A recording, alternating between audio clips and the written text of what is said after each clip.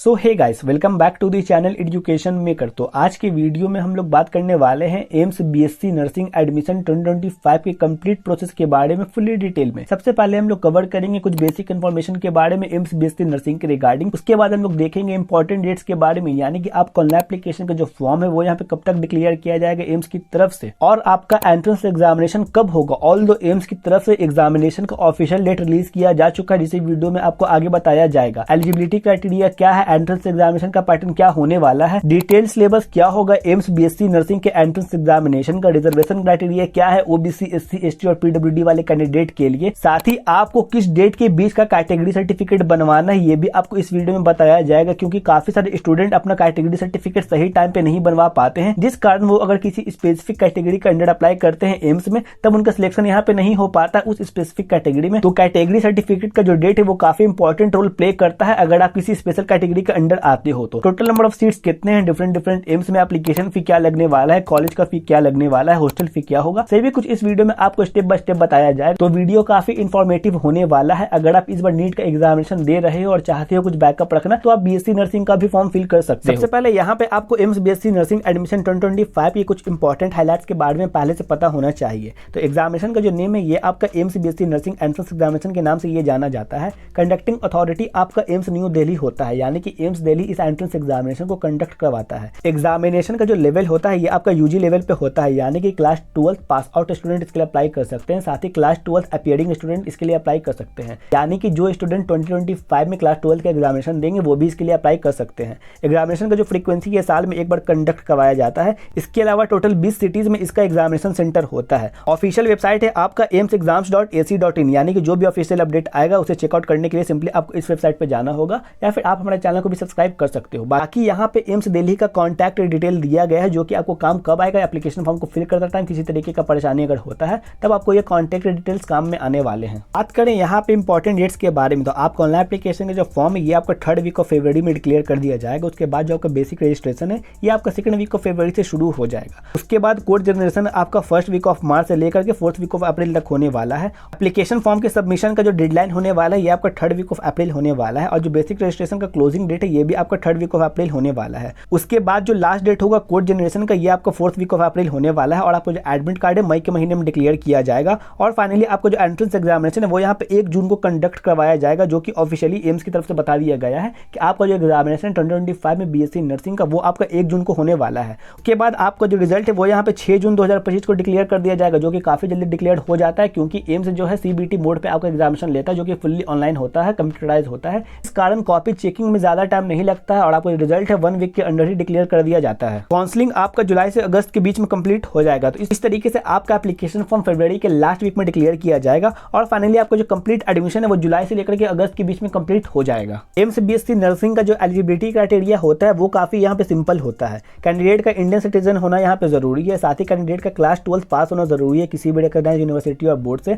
Subject आपका physics, chemistry और biology होना चाहिए। मिनिमम आपका 50% मार्क्स होना चाहिए। साथ ही एम्स बीएससी नर्सिंग के लिए सिर्फ गर्ल्स कैंडिडेट अप्लाई कर सकते हैं, boys candidate AIIMS BSc nursing के लिए अप्लाई नहीं कर सकते हैं। बॉयज कैंडिडेट एम्स पैरामेडिकल के लिए अप्लाई कर सकते हैं। तो एम्स पैरामेडिकल के ऊपर भी वीडियो हमारे चैनल पे ऑलरेडी अपलोडेड है, उसे आप चेकआउट करना चाहो तो जाकर के कर सकते हो। एज लिमिट के बारे में यहाँ पे बात करो तो कैंडिडेट का जो मिनिमम एज है वो यहाँ पे 17 साल होना चाहिए 31 दिसंबर 2025 तक। अगर आपका एज 17 साल से कम है तब आप इसके लिए यहाँ पे अप्लाई नहीं कर सकते हो। बात करें यहाँ पे एंट्रेंस एग्जामिनेशन के पैटर्न के बारे में, तो जो एग्जामिनेशन का ड्यूरेशन होता है ये आपका 120 मिनट्स यानी कि 2 घंटे का एग्जामिनेशन होता है। एग्जामिनेशन का जो मोड होता है वो आपका कंप्यूटर बेस्ड टेस्ट यानी कि सीबीटी मोड में होता है।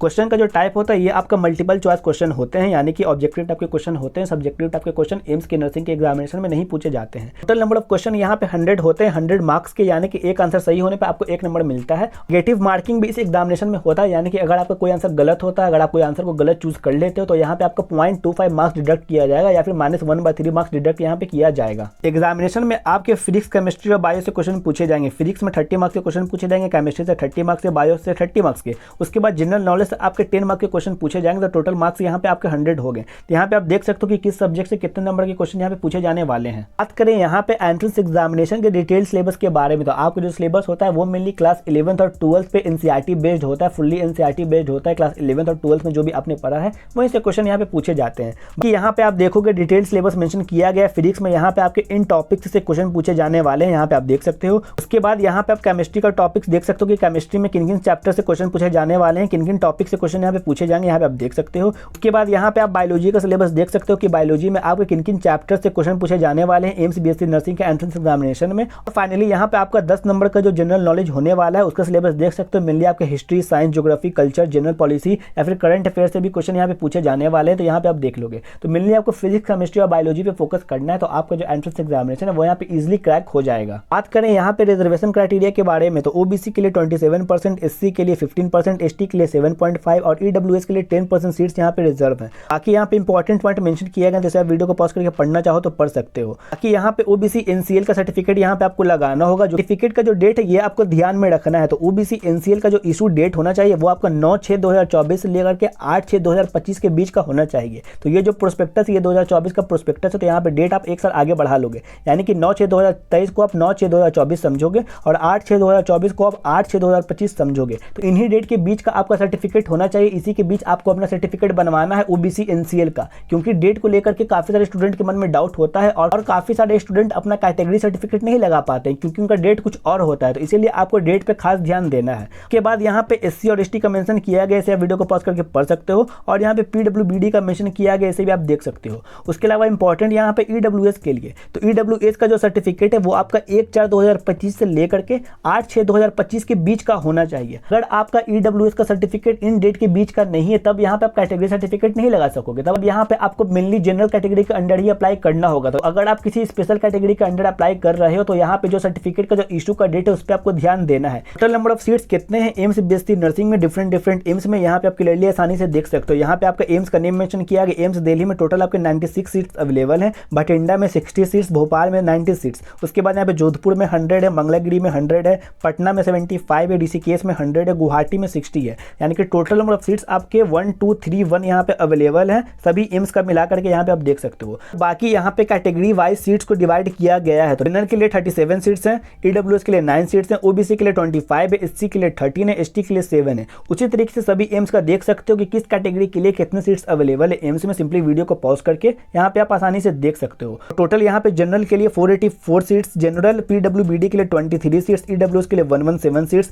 ईडब्ल्यूएस पीडब्ल्यूबीडी के लिए 5 सीट्स, ओबीसी के लिए यहाँ पे 318 सीट्स, एससी पीडब्ल्यूबीडी के लिए यहाँ पे 12 सीट्स, एससी के लिए 170, एससी पीडब्ल्यूबीडी के लिए 11, एसटी के लिए 87, एसटी पीडब्ल्यूबीडी के लिए 4 सीट्स। टोटल सीट्स यहाँ पे आपके सभी कैटेगरी को मिलाकर के 1231 सीट्स अवेलेबल यहाँ पे आप आसानी से देख सकते हो। बात करें यहाँ पे ऑनलाइन एप्लीकेशन के फॉर्म के फी के बारे में, यानी कि जो एंट्रेंस एग्जामिनेशन का फॉर्म डिक्लेयर होगा तो उसके लिए यहाँ पे आपको कितना फी पे करना होगा। जनरल और ओबीसी वाले को यहाँ पे 2000 पे करना होगा, एससी एसटी और ईडब्ल्यूएस वाले को 1600 और पीडब्ल्यूडी वाले कैंडिडेट को यहाँ पे कोई भी फी पे नहीं करना है। तो यहाँ पे आप फी स्ट्रक्चर को देख सकते हो एप्लीकेशन फॉर्म का। बात करें यहाँ पे कॉलेज की फी के बारे में, यानी कि जब आप एम्स बीएससी नर्सिंग का एंट्रेंस एग्जामिनेशन क्लियर कर लोगे और आपको जो एडमिशन है एम्स में होगा तब आपको यहाँ पे कितने फी पे करने होंगे। तो रजिस्ट्रेशन फी यहाँ पे मात्र आपको 25 रुपया पे करना होगा। बीएससी नर्सिंग पूरे कोर्स का जो फी है 4 साल का वो आपका मात्र यहाँ पे 600 लगने वाला है। यहाँ पे आप देख लोगे कि यहाँ पे पॉट मनी आपका 960 रुपए लगने वाला है 4 साल के लिए, यानी कि टोटल आपका बीएससी नर्सिंग का 4 साल के कोर्स के लिए 1560 रुपए लगने वाला है। यहाँ पे आप देख लोगे। बात करें यहाँ पे हॉस्टल के रेंट के बारे में, तो हॉस्टल का जो रेंट है वो मात्र आपका 480 रुपए है 4 साल के लिए, 1 साल का नहीं, टोटल 4 साल का